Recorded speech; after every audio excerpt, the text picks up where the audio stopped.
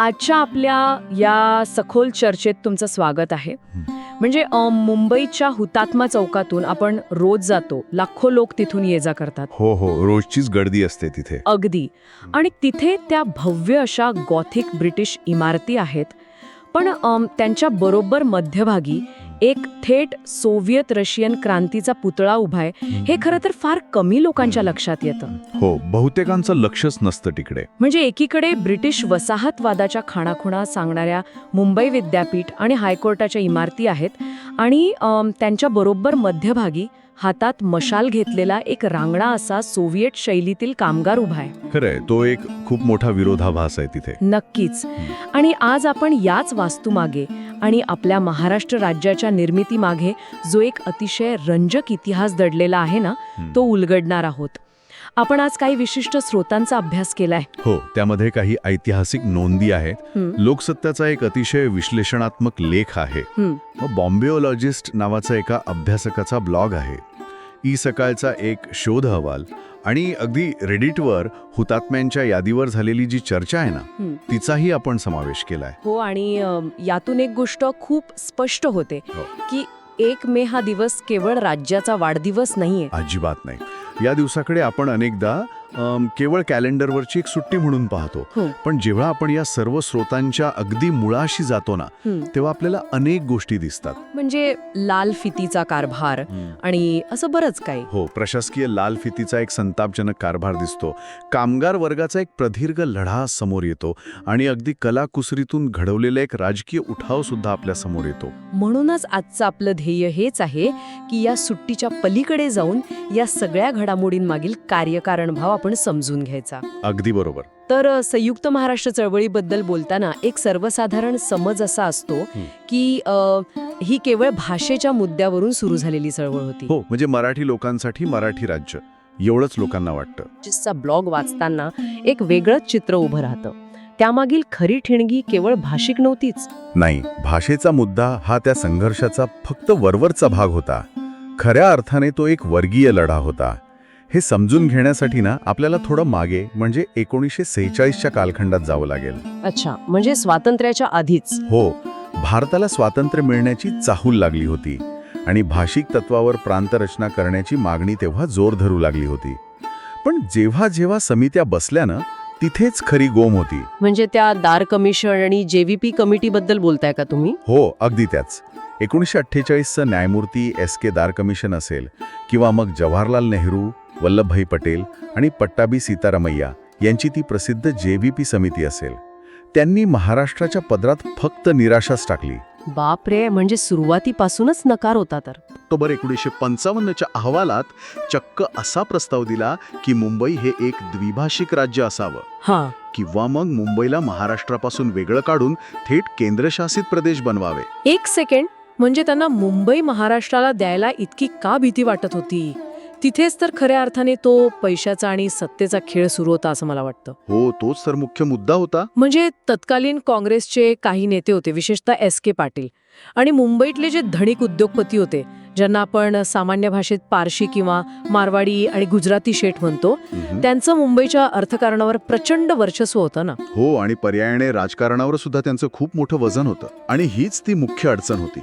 या शेठजी वर्गाला एका गोष्टीची प्रचंड भीती वाटत होती. कोणती भीती? जर मुंबई महाराष्ट्राला मिळाली तर राज्याच्या विधानसभेत बहुसंख्य सदस्य हे साहजिकच ग्रामीण महाराष्ट्रातून आणि कामगार वर्गातून येतील. बरोबर, कारण तो वर्ग बहुसंख्य होता. हो ना. आणि त्यांना वाटत होतं की हे नवीन सरकार जे कामगार धार्जिणे असेल ते त्यांच्यावर जाचक कर लादेल, कामगार संघटनांना बळ देईल आणि त्यांचं जे भांडवलशाही वर्चस्व आहे ना, ते पूर्णपणे संपुष्टात आणेल. अच्छा, म्हणजे त्यांच्या दृष्टीने मुंबई ही निव्वळ एक सोन्याचा अंड देणारी कोंबडी होती, आणि ती कामगारांच्या हातात जाऊ नये यासाठी त्यांनी दिल्लीत प्रचंड लॉबिंग केलं होतं म्हणायचं. अगदी 100% हेच घडत होतं. म्हणजेच हा लढा निव्वळ भाषिक न राहता तो थेट भांडवलशाही विरुद्ध सर्वसामान्य कामगार असा उभा राहिला. हे अगदी असं आहे की संपत्ती आणि सत्तेच्या चाव्या मूठभर लोकांच्या खिशातून काढून त्या सर्वसामान्य जनतेच्या हातात देण्याचा तो लढा होता. हो, आणि म्हणूनच आचार्य अत्रे, S.A. डांगे, प्रबोधनकार ठाकरे यांच्यासारख्या नेत्यांची दृष्टी इथे खूप महत्वाची ठरते. त्यांना फक्त नकाशावर मराठी राज्याची रेघ ओढायची नव्हती. हो, त्यांना मुंबई हे खऱ्या अर्थाने कामगारांचे शहर बनवायचे होते, जिथे सर्वांना समान सामाजिक आणि आर्थिक न्याय मिळेल. बरोबर. या नेत्यांनी हे ओळखलं होतं की जोपर्यंत राजकीय सत्ता श्रमिकांच्या हातात येत नाही ना, तोपर्यंत ही आर्थिक विषमता काही दूर होणार नाही. खरंय. म्हणूनच कामगार, शेतकरी, गिरणी कामगार यांनी हा लढा आपल्या खांद्यावर घेतला, कारण हा त्यांच्या अस्तित्वाचा आणि पोटापाण्याचा प्रश्न होता. पण मग हा वैचारिक लढा थेट रस्त्यावरील रक्तरंजित संघर्षात कसा काय बदलला? म्हणजे तो जो दिल्लीचा प्रस्ताव होता मुंबई केंद्रशासित करण्याचा, तो जेव्हा मुंबईत धडकला तेव्हा लोकांचा संताप अनावर झाला असावा. हो, खूपच भयंकर परिस्थिती होती ती. जेव्हा लोकांच्या शांततापूर्ण मागणीला सत्तेच्या दडपशाहीने उत्तर दिलं जातं ना, तेव्हा इतिहासाला नेहमीच भयंकर वळण लागतं. हां. 21 नोव्हेंबर 1955ची ती संध्याकाळ याच दडपशाहीचे एक अतिशय क्रूर उदाहरण आहे. म्हणजे तो फ्लोरा फाउंटनचा गोळीबार. हो, फ्लोरा फाउंटेनच्या परिसरात हजारो लोक जमा झाले होते. हे सगळे कामगार, विद्यार्थी, महिला अतिशय शांततेने निदर्शने करत होते. त्यांचं म्हणणं एवढंच होतं की मुंबई महाराष्ट्राला द्या. हो, पण तत्कालीन मुख्यमंत्री मोरारजी देसाई यांनी अत्यंत कठोर भूमिका घेतली. त्यांनी जमावबंदीचे आदेश दिले आणि थेट पोलिसांना जमावावर गोळीबाराचे आदेश दिले. बापरे. आणि ते आदेश साधेसुधे नव्हते, तर दिसताक्षणी गोळ्या घाला असे ते आदेश होते. हे खूपच भयानक आहे.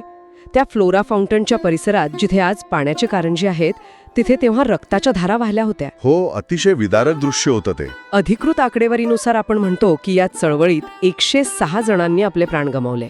आणि याच संदर्भात त्या रेडिटवरील चर्चेचा संदर्भ देणं मला इथे खूप गरजेचं वाटतं. हो, तिथे एका युजरने हुतात्म्यांची पूर्ण यादी टाकली होती. अगदी बरोबर.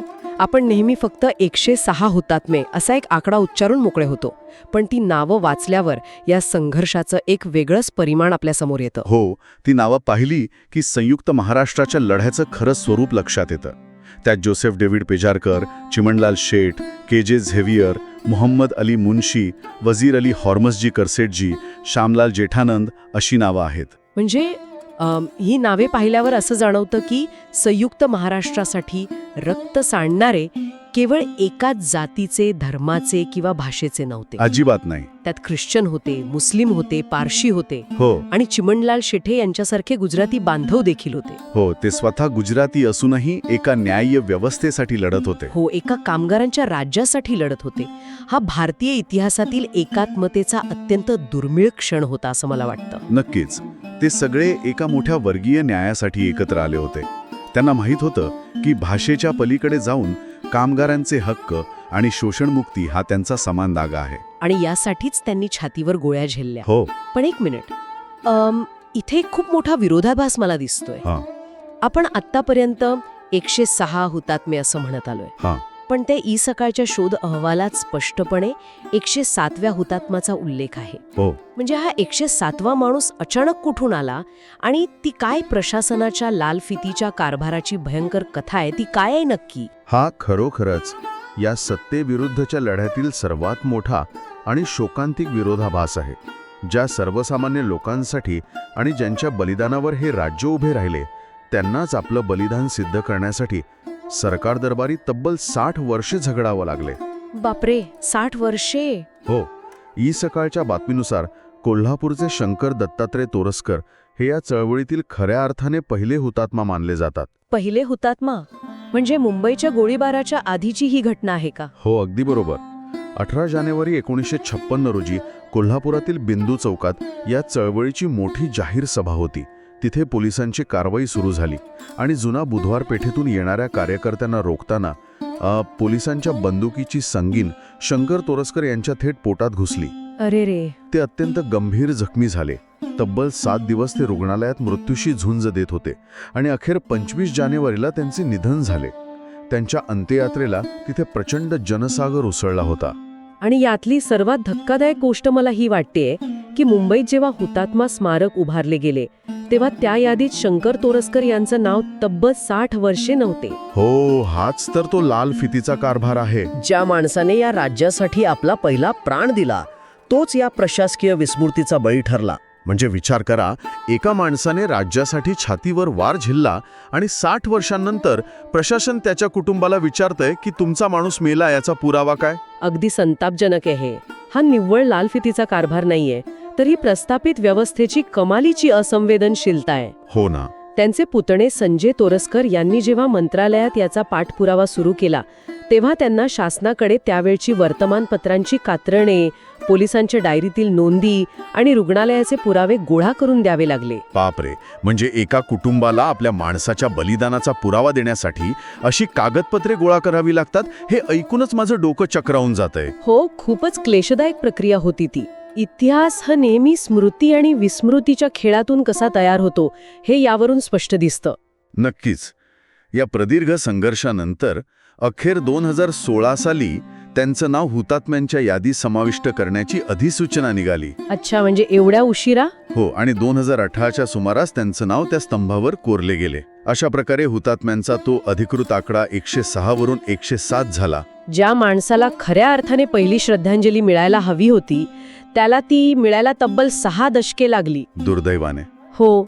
आता ज्या स्मारकावर शंकर तोरसकरांचं नाव इतक्या वर्षांनी कोरले गेले, त्या वास्तूचा आणि स्मारकाचा स्वतःचा असा एक इतिहास आहे जो आणखीनच रंजक आहे. हो, तो स्मारकाचा इतिहास तर खूपच वेगळा आहे.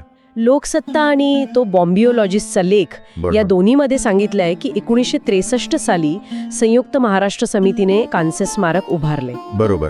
प्रसिद्ध शिल्पकार हरीश तालीम यांनी ते साकारले होते. हो, आणि तेव्हा त्याला 47,000 रुपये खर्च आला होता.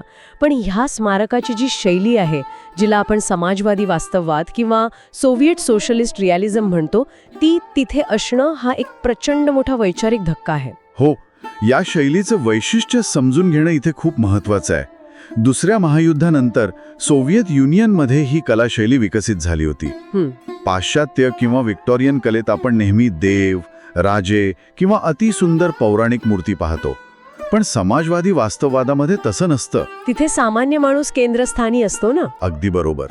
तिथे घाम गाळणारा कामगार, राबणारा शेतकरी आणि सामान्य नोकरदार वर्ग हा कलेचा आणि समाजाचा खरा नायक मानला जातो. हुतात्मा चौकातील त्या शिल्पात तुम्ही पाहिलं असेल की एक सामान्य कामगार आणि एक शेतकरी हातात क्रांतीची मशाल घेऊन उभे आहेत. हो, आणि महाराष्ट्र माता आपल्या शहीद पुत्रांसाठी तिथे शोक करत आहे. म्हणजे विचार करा, आजूबाजूला ब्रिटिश वसाहतवादाच्या भव्य गॉथिक इमारती आहेत. एका बाजूला मुंबई विद्यापीठाची अवाढव्य इमारत आहे, दुसरीकडे हायकोर्टाची इमारत आहे, आणि अगदी समोर रोमन देवी फ्लोराचे ते अतिशय नाजूक कारंजे आहे. हो, सगळं एकदम राजेशाही दृश्य. आणि या सगळ्या ब्रिटिश आणि भांडवलशाही सौंदर्याच्या बरोबर मध्यभागी एका सोव्हिएत शैलीतील रांगड्या कामगारांचा आणि शेतकऱ्यांचा पुतळा आणून उभा करणे, हे म्हणजे एखाद्या आर्किटेक्चरल फोटोबॉम्ब सारखंच आहे. हा, अगदी तसंच म्हणता येईल. म्हणजे ब्रिटिश भांडवलशाहीला दिलेला तो एक जाणीवपूर्वक केलेला धक्काच होता. हो, या आर्किटेक्चरल फोटोबॉम्ब मागे खूप भक्कम राजकीय आणि वैचारिक भूमिका होती. कोणती भूमिका होती? संयुक्त महाराष्ट्र समितीमध्ये अनेक पक्ष एकत्र आले होते, हे तर आपल्याला माहितीच आहे. पण त्यात भारतीय कम्युनिस्ट पार्टी, शेतकरी कामगार पक्ष आणि समाजवादी पक्षांचं खूप मोठं वर्चस्व होते. अच्छा. एस.ए. डांगे यांच्यासारख्या डाव्या विचारसरणीच्या नेत्यांचं या समितीवर नियंत्रण होते आणि त्यांना हे अगदी ठणकावून सांगायचे होते की हा विजय कोणत्याही शेठजीचा किंवा भांडवलदाराचा नसून तो या रस्त्यावर रक्त सांडणाऱ्या कामगाराचा आहे. बरोबर. म्हणूनच हे स्मारक अशा रांगड्या सोव्हिएट शैलीत साकारण्यात आले. हो, आणि विशेष म्हणजे वारंवार काही हेरिटेज आर्किटेक्ट्सनी हे स्मारक आजूबाजूच्या गॉथिक सौंदर्यात बाधा आणते म्हणून तिथून हटवण्याची मागणी सुद्धा केली होती. खरंच, पण ते हटवणं शक्यच नाहीये. अजिबात नाही, कारण तो फक्त एक पुतळा नसून तो कामगारांच्या विजयाचा एक अभेद्य स्तंभ आहे. तो ब्रिटिश वसाहतवादाच्या छातीवर रोवलेला श्रमिकांचा झेंडा आहे. खरंय. आणि या सर्व प्रदीर्घ वैचारिक आणि रक्तरंजित संघर्षानंतर अखेर तो ऐतिहासिक दिवस उजाडला. कामगारांचे बलिदान आणि राजकीय स्तरावर झालेल्या वाटाघाटी, ज्यात नागपूर करारासारख्या अनेक तडजोडी होत्या. हो, त्या प्रक्रियेनंतर एप्रिल 1960 मध्ये संसदेत मुंबई पुनर्रचना कायदा मंजूर झाला. 1 मे 1960च्या मध्यरात्री पंडित जवाहरलाल नेहरू यांनी राजभवनातून अधिकृतपणे महाराष्ट्र राज्याची घोषणा केली. यशवंतराव चव्हाण यांनी या नव्या आणि अखंड महाराष्ट्राचे पहिले मुख्यमंत्री म्हणून जबाबदारी स्वीकारली. तो दिवस खरोखरच खूप ऐतिहासिक होता. पण यातला एक अत्यंत विलक्षण योगायोग पाहण्यासारखा आहे. 1 मे हा दिवस केवळ महाराष्ट्र दिन नाहीये, तर तो आंतरराष्ट्रीय कामगार दिन म्हणजे मे डे देखील आहे. हो, आणि हा निव्वळ योगायोग असू शकत नाही. ती इतिहासाने दिलेली एक मोठी पावतीच आहे. अगदी बरोबर. संपूर्ण जगात या दिवशी कामगार वर्गाची एकजूट साजरी केली जाते. ज्या राज्याची निर्मितीच मुळात कामगार आणि श्रमिकांच्या घामातून आणि रक्तातून झाली, त्या राज्याचा जन्मदिवस कामगार दिनीच असावा हे खूप सूचक आहे. खूपच सूचक आहे. आज जेव्हा आपण हा उत्सव पाहतो तेव्हा तो एका भव्य सांस्कृतिक महासोहळ्यात बदललेला दिसतो आपल्याला. दादरच्या शिवाजी पार्कवर होणारी ती शानदार परेड, राज्यपालांच्या हस्ते होणारे ध्वजारोहण आणि राज्याच्या कानाकोपऱ्यात होणारे कार्यक्रम. हो, खूप उत्साह असतो सगळीकडे. कोकणातील दशावतार, विदर्भातील गोंधळ, मराठवाड्यातील तमाशा आणि पुण्याची लेझीम हे सगळं एकाच छताखाली येतं. आणि राजकीय पक्ष कोणताही असो, विचारसरणी कोणतीही असो, या एका दिवशी सर्वांना या संयुक्त वारशाची आठवण काढावीच लागते. शिवाजी महाराज आणि संभाजी महाराजांचे शौर्य, संत ज्ञानेश्वर आणि तुकारामांची समता, फुले आंबेडकरांचं प्रबोधन, या सगळ्या मूल्यांचा तो एक एकत्रित उत्सव बनतो. हे सगळं ऐकायला आणि पाहायला खरोखरच खूप अभिमानास्पद वाटतं. पण या सर्व स्रोतांचा अभ्यास केल्यानंतर, विशेषतः त्या बॉम्बिओलॉजिस्टच्या लेखातील एका मुद्द्याकडे लक्ष गेल्यावर मला एक अत्यंत महत्त्वाचा आणि काहीसा अस्वस्थ करणारा प्रश्न पडलाय. कोणत्या प्रश्न? त्यांच्या मते संयुक्त महाराष्ट्राचा लढा हा श्रमिकांचा आणि सर्वहारा वर्गाचा लढा होता. पण 1960 नंतर अपेक्षेप्रमाणे कामगार वर्गाची भरभराट झाली नाही. मुंबईतील गिरण्या बंद पडू लागल्या, आर्थिक मंदी आली आणि नोकऱ्या कमी झाल्या. हो, तो खूप कठीण काळ होता कामगारांसाठी. आणि याच आर्थिक असुरक्षिततेतून आणि नैराश्यातून पुढे 1966च्या सुमारास शिवसेनेची स्थापना झाली. त्या लेखातील निरीक्षणानुसार तिथून पुढे हा जो मूळचा कामगारांच्या अधिकारांचा आणि वर्गीय न्यायाचा लढा होता ना, तो हळूहळू स्थानिक विरुद्ध बाहेरचे अशा एका वेगळ्या आणि संकुचित भाषिक राजकारणात बदलत गेला. म्हणजे कामगारांचा तो व्यापक लढा हा एका अस्मितेच्या लढ्यात रूपांतरित झाला. अगदी तेच झालं. आणि याच एका विचारावर आपण आज थांबणार आहोत. श्रोते हो, आज जेव्हा अत्यंत थाटामाटात आणि अभिमानाने आपण महाराष्ट्र दिन साजरा करतो, तेव्हा फ्लोरा फाउंटनवर रक्त सांडणाऱ्या चिमणलाल शेट, के.जे. झेवियर, महम्मद अली किंवा शंकर तोरसकर यांच्यासारख्या भाषिक आणि धार्मिक विविधता असलेल्या त्या 107 हुतात्म्यांचा तो एकत्रित आणि व्यापक कामगार लढा आपल्याला खरोखर आठवतो का? हो, हा विचार करण्यासारखा प्रश्न आहे. काळाच्या ओघात आणि राजकारणाच्या स्थित्यंतरांमध्ये संयुक्त महाराष्ट्राचा तो मूळ सर्वसमावेशक आणि आर्थिक सामाजिक न्यायाचा दृष्टिकोन आपण कुठेतरी हरवून तर बसलो नाही ना, याचा शोध घेणं आज खूप गरजेचं आहे. नक्कीच. या प्रश्नावर आपण सगळ्यांनी नक्की विचार व्हायला हवा. पुढच्या वेळी जेव्हा तुम्ही मुंबईच्या त्या धावपळीत, फोर्टच्या गजबजलेल्या रस्त्यावरून आणि हुतात्मा चौकातून रस्ता ओलांडाल ना, तेव्हा फक्त आजूबाजूच्या गॉथिक इमारतींकडे पाहू नका. हो, त्या मध्यभागी उभ्या असलेल्या मशालीधारी कामगाराच्या पुतळ्याकडे नक्की पहा. अगदी. आणि त्या अदृश्य रक्ताच्या पाऊलखुणांची आठवण नक्की काढा, ज्या पाऊलखुणांवरून चालत आजचा हा स्वाभिमानाचा महाराष्ट्र उभा आहे. आपल्या आजच्या या सखोल चर्चेत आपण इथेच थांबूया. पुन्हा भेटूया अशाच एका नव्या आणि रंजक विषयाच्या तळाशी जाण्यासाठी. तोपर्यंत विचार करत रहा.